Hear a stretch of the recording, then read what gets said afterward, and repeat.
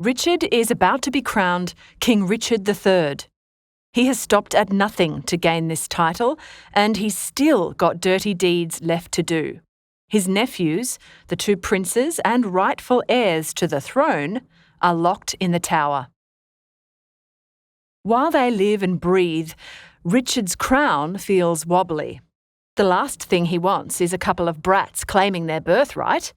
Let's see how far Richard will go to secure his stolen crown.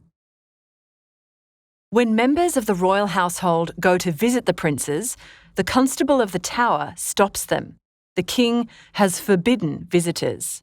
Wait, which king? Oh, the constable means Richard, the Lord Protector. Slip of the tongue. Queen Elizabeth, wife of the late King Edward, shudders at the thought of her brother-in-law Richard being king. But Lord Stanley enters bearing the bad news. Richard will be crowned within the hour. He's there to take Lady Anne to Westminster Abbey for her coronation. Heck, the ladies didn't see that coming. Queen Elizabeth tells her son Dorset to flee to France. There, he needs to seek out the Earl of Richmond, a Welsh nobleman who's living in exile there.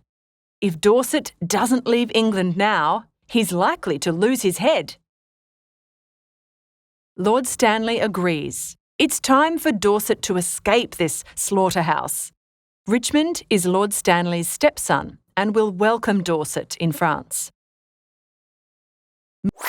Hey team, just a reminder, if you like this video, please hit the subscribe button and ring the notification bell. It really helps the channel out, and our next upload could be on something taught in your next class. Thanks, and back to the video. Meanwhile, the Duchess of York curses her own womb for giving birth to a monster like Richard. Lady Anne, being married to this monster, is so mortified by the prospect of being his queen that she's ready to die. Although she's pretty sure that Richard will kill her soon anyway. Everyone feels sorry for Lady Anne. She's had a raw deal. After Richard becomes king, he asks his minion, the Duke of Buckingham, for another favour. Kill the princes in the tower. This might be one favour too many for Buckingham because he hesitates and goes away to think. Does Buckingham have a conscience after all? Or does he just want the rewards Richard promised him?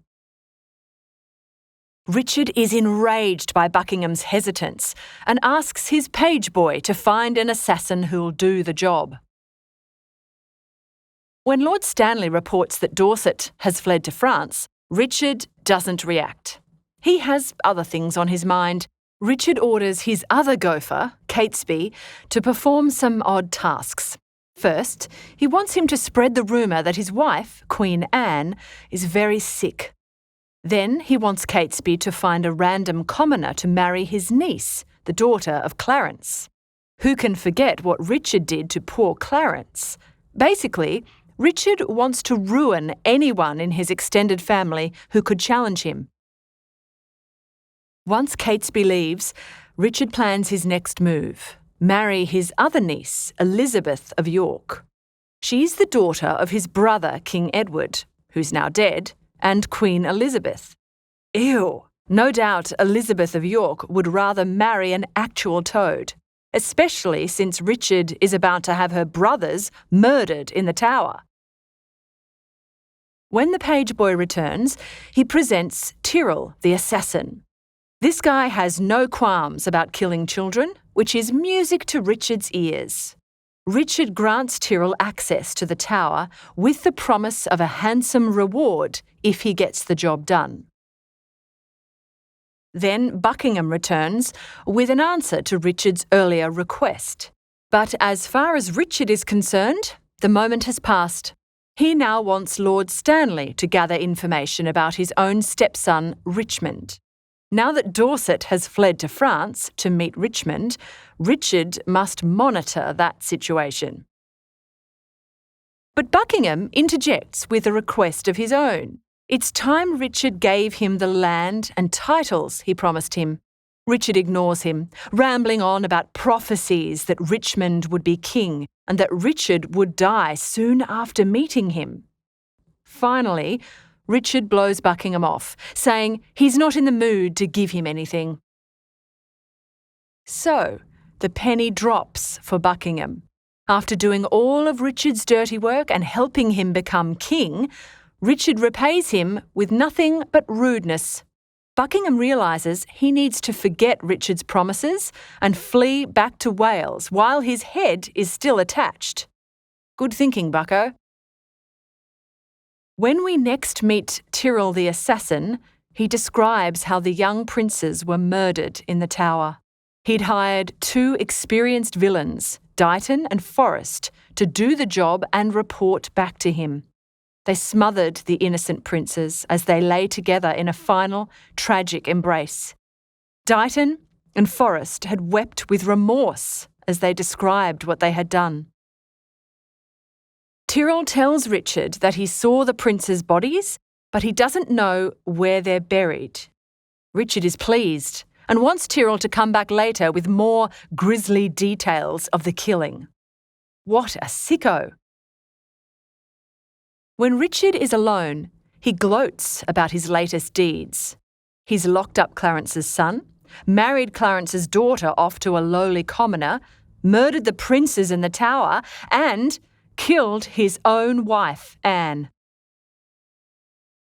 Now he's got his sleazy sights set on his niece, Elizabeth of York. Richard has just found out that Richmond, the exiled nobleman, also seeks to marry Elizabeth as a strategic move for the English crown. Richard needs to get her to the altar first to secure his position. But Lord Ratcliffe has bad news. Support for Richmond is growing, and Buckingham is on the warpath. He's marching his Welsh army towards them as they speak. It's time for a showdown. Richard will gather his army and head straight to the battlefield to fight Buckingham. Meanwhile, in another part of the palace, old Queen Margaret revels in the chaos.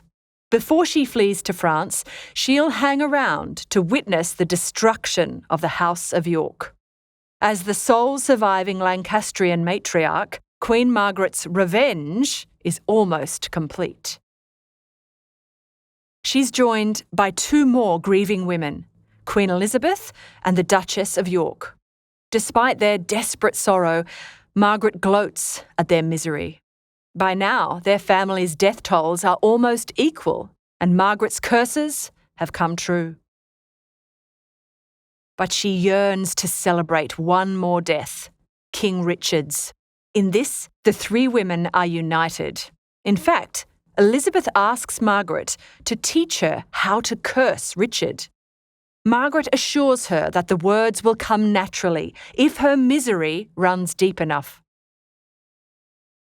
When Richard enters, preparing for battle, his mother, the Duchess of York, stands in his way. She insists that he listen up because this will be their last conversation.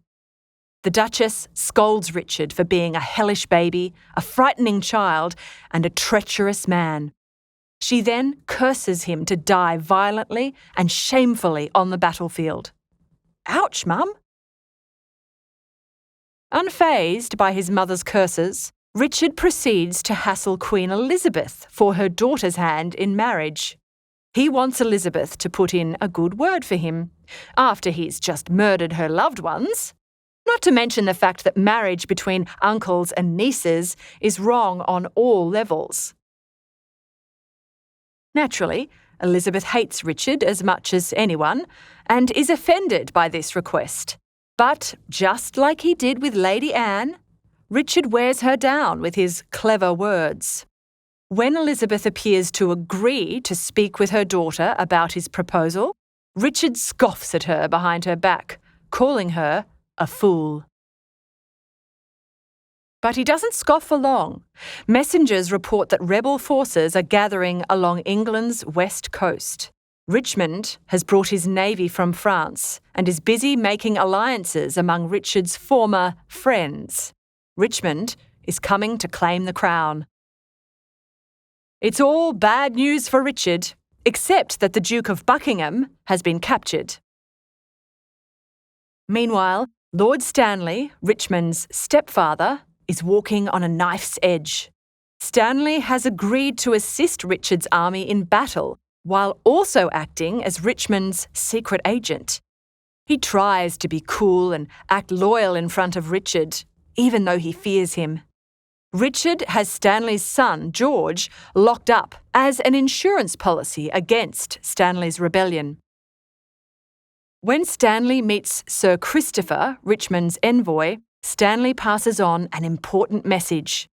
Queen Elizabeth has offered Richmond her daughter's hand in marriage. Aha! Queen Elizabeth tricked Richard.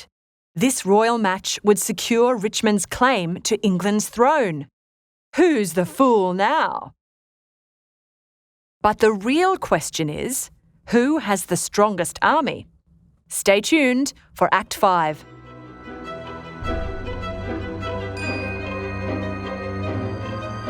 We hope you enjoyed this Schooling Online production.